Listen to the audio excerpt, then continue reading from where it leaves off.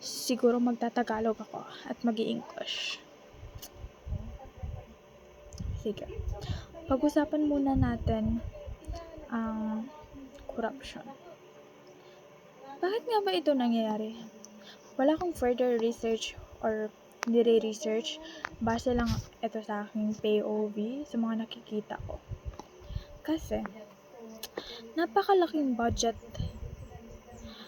Actually, maraming pera ang Pilipinas dahil napakadaming mga likas na yaman. Marami tayong mga natural resources in our country.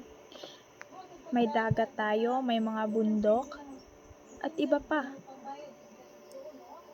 Pero bakit mahirap pa rin tayo? Hindi ito kasalanan ng mga mamamayang Pilipino. Ngunit kasalanan ito ng ating gobyerno. Bakit? Kasi hindi nila inaayos, hindi nila ginagamit sa tamang paraan ang budget ng Pilipinas. Kasi kung ginamit lang nila ito sa tamang paraan, ang ating bansa ay uunlad. 'Di ba? Sobrang bulok ng sistema ng bansang ito. Maganda ang Pilipinas, pero ang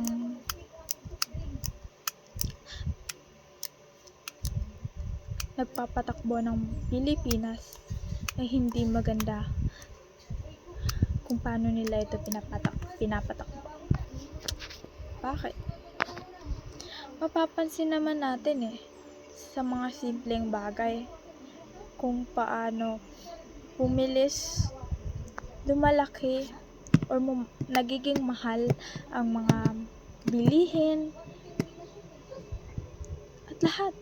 Kapag nagmamahal ang bilihin, mas nahihirapan ang mga mamamayang Pilipino.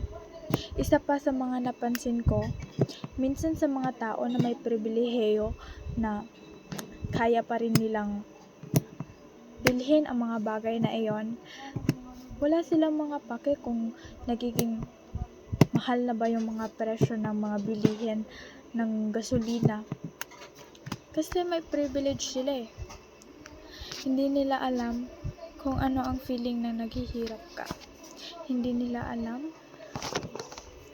kung ano ang feeling na kailangan mong kumayod araw-araw pero ang pupunta pa rin na pera or ang sahod mo pa rin ay isang minimum wage pa rin. Bakit? Mas inuuna nilang magbigay ng mga ayuda kaysa lakihan ang presyo ng mga Pilipino. Alam nyo guys, maraming talentado Pilipino. Pero sinasayang lang ito dahil sa pamamahala ng bansa dahil hindi sila binibigyan ng mga sapat na oportunidad. Bakit marami bang opportunity sa bansa natin? Wala. Wala na din mga Pilipinong gustong magtrabaho dito dahil maliit na rin ang sahod. Hindi na ito nabibigyan ng pansin, nabibigyan ng importansya. Katulad ng mga teacher, sila ang dahilan kung bakit may mga tao na educated. And kapag nawawala ang mga teacher o mga guro na gustong magturo sa paaralan, gustong magturo dito sa ating bansa, ano na lang kaya ang mangyayari? Maliit lang yung sweldo ng pagiging guro, guys. Sinasabi ito. Marami nagsasabi dahil ito ay totoo. Hindi ko alam kung bakit mas binibigyan nilang importansya yung mga bagay na hindi naman kailangan, hindi naman need, wants lang. Tulad ng mga politicians dyan. Putang ina, ba't kayo magdanakaw, diba? Mga putang ina nyo din, no? Bye guys, just sharing some of my thoughts today. I actually have a lot of thoughts but I cannot express it easily.